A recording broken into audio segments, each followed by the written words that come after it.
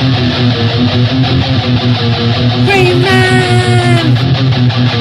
Greyman!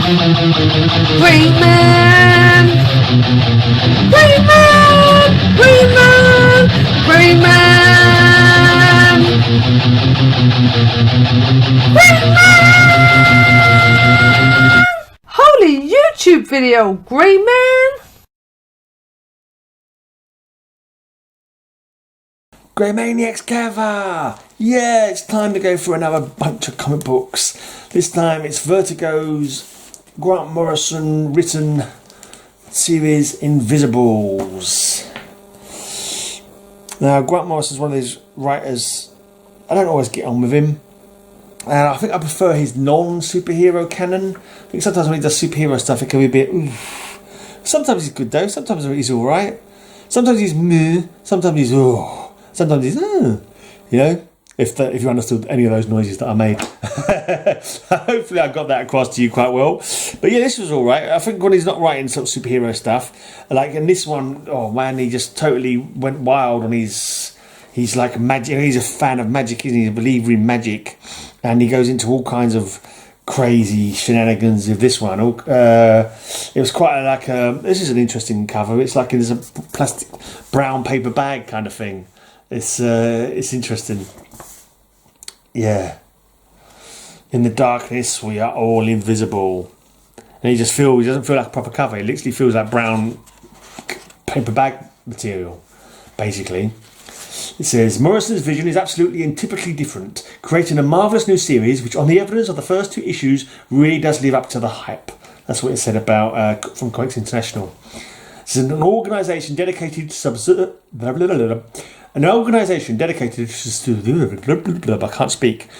An organisation dedicated to subversive activity in all its forms. It has been implicated in everything from the French and American revolutions to strange graffiti on toilet walls. It may be connected to the fabled Illuminati. It may not even exist in anything but conceptual terms. But all of its members know that they belong in its ranks, even if they have never met any other Invisibles. The only rule of the organisation is disobedience. So yeah, it's a very weird, inventive concept.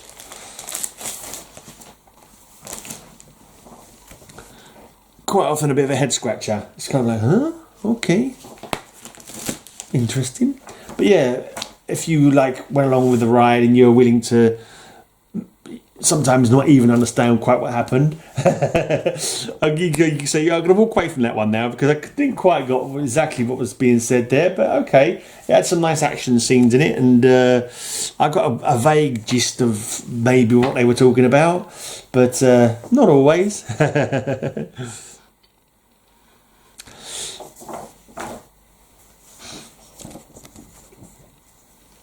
you go. I can't really see that one very well.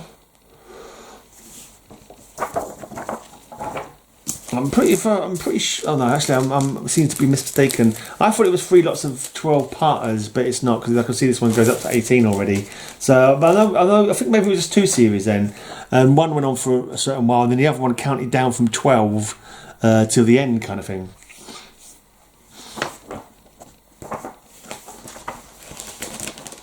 So yeah, almost Silence of the Lambs-esque, that one. She-Man.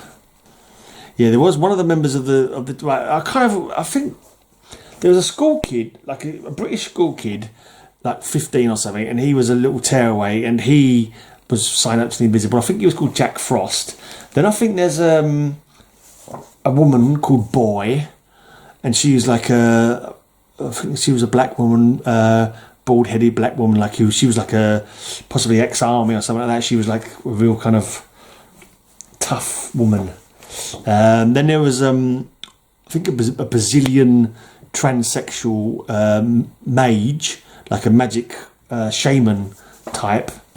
I can't remember what her name. I'm not sure if she was a transvestite, so it was a him, or it was a trans. I think it was a transsexual, because her grandmother castrated her, because women had more powerful magic. Women had the power of magic, so she wanted him to have magic. So she did the necessary thing to make sure that he was you know, he was able to fool the gods into thinking he was a woman so that he could have better magic. I think that was the basic gist of it.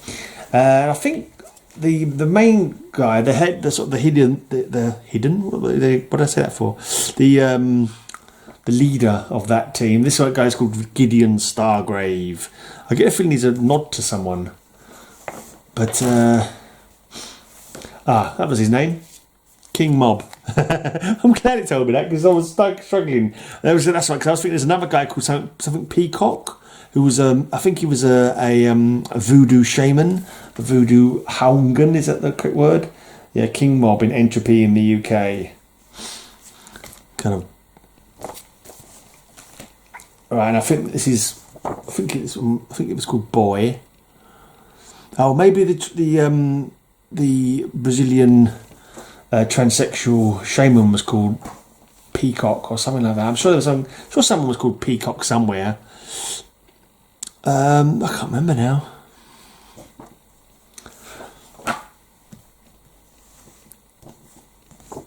And there's the voodoo guy. I think he was called Lord Peacock, but don't quote me on it. And that's King Mob.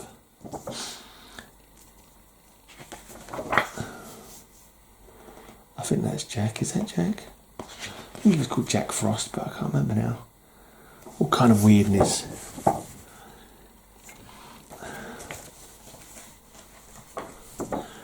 The Last Temptation of Jack. So I got the Jack bit right anyway.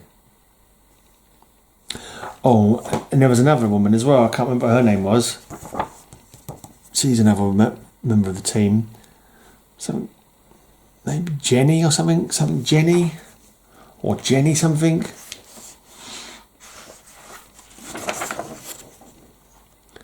And there was some real crazy shenanigans going on.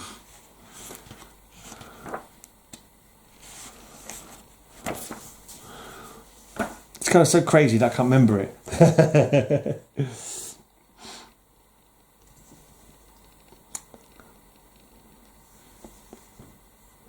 Interesting covers.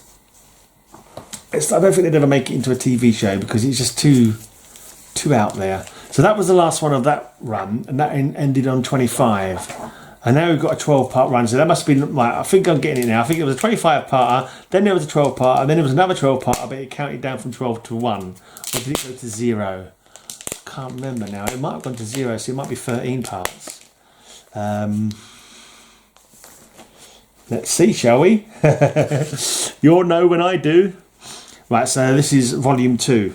There we go.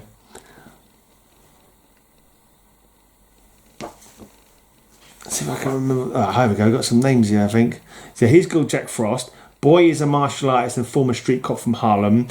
Lord Fanny. Lord Fanny is the glorious, glamorous, divine, a South American transvestite with the hereditary powers of a shaman.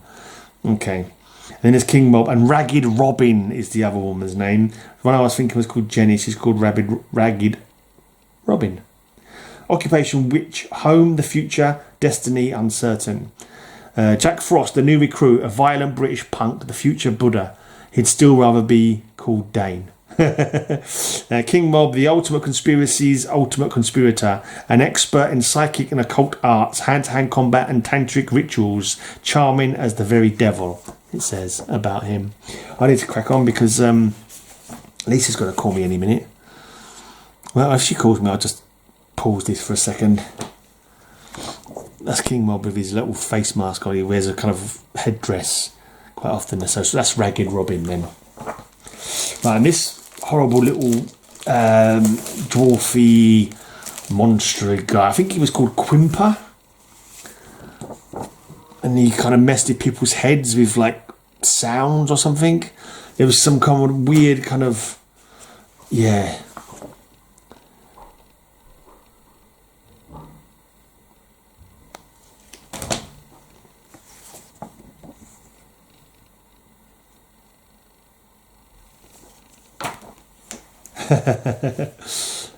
There's a different one for you.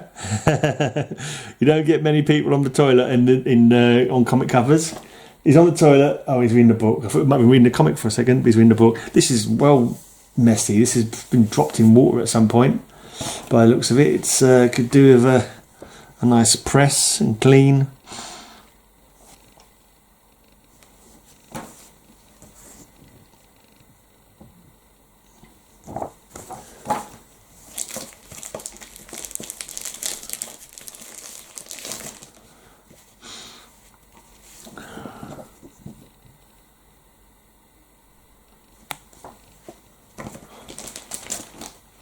I think when we meet this woman, she's in her 80s in India, like retired, and then I think King Mob goes back in time somehow and ends up having sex with her in the past.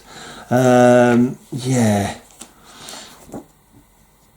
for reasons, reasons that I can't begin to fathom now. Something to do with, I'm sure, I'm absolutely completely wrong anyway. There's me thinking there was 12 parters, but now we've gone into 13 and 14. Am I getting this one out? I don't need to get this one out. For sale, anarchy for the masses. And you can see they're talking, but different words are coming out of their mouths. We are now leaving the 20th century, join the revolution, demand the impossible, overthrow the spectacle, beneath the sidewalk, the beach, disobey all imperatives. And he's just saying, bye. And she's saying, so what exactly is our revolutionary agenda, boss? And Lord Fanny's saying, consume. So it's almost a bit like from They Live, with the signpost where you're not seeing secret messages, but it's like their words are being overtaken by something else. It's a nasty looking thing. Right, Britpop is dead. Right, so that's a 16-parter. That's volume 2. And then, no, it's not. Why can't I not read? For some reason, I thought this was another one. Sorry, I thought this was the new series. I looked at it and saw the new series, but it wasn't the new series. It's volume to 18. So maybe it's 2 lots of 25. I'll get this right eventually. If I keep going, I'm bound to get it right eventually. That's Ragged Robin with Quimper's mask on for some reason. And there she is at the mercy of... I think his name's Quimper anyway. So, all kinds of weirdness. I remember saying about clouds and... Oh, I don't know. Like, oh, yeah, it's really weird. There's, I think he's Lord Peacock, but... Something Peacock, I'm sure. I don't know.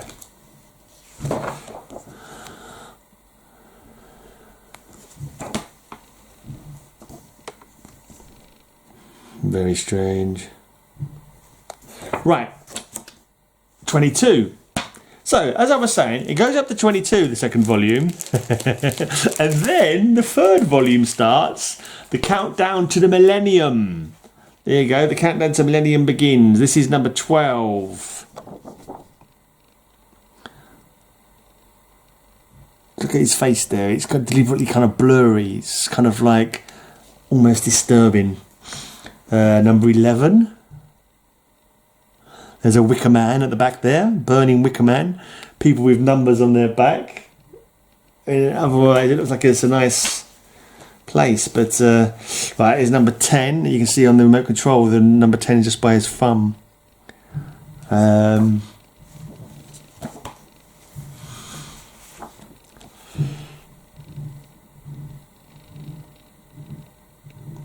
he got a 9 on his... No. He's got an eye on his chest and he's got an E on his chest. But I can't see if there's any hidden message in that. Here we've got Ganesha.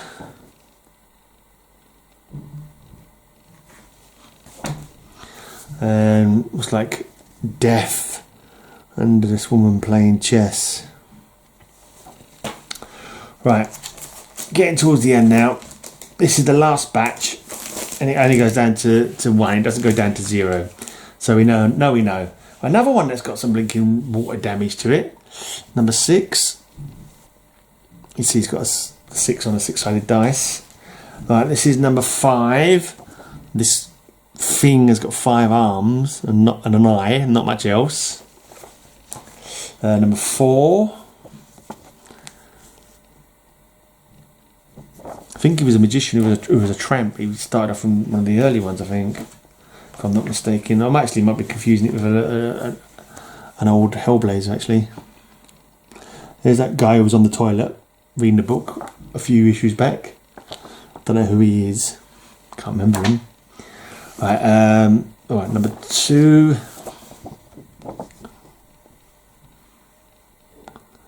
Some crazy shenanigans. Right, and finally, number 1. Just an arm sticking out of a swamp holding a gun with a halo. And that was it. So did this come out in 2000 then? Was this literally the countdown to the millennium like it said? Oh, there's no indicia, so I can't tell you. But yeah. Oh, Frank Quietly was the penciler on this one. The artist did change a bit, but it was Morrison all the way through, like being at his most crazy, given free rein to do whatever crazy things he wanted to do.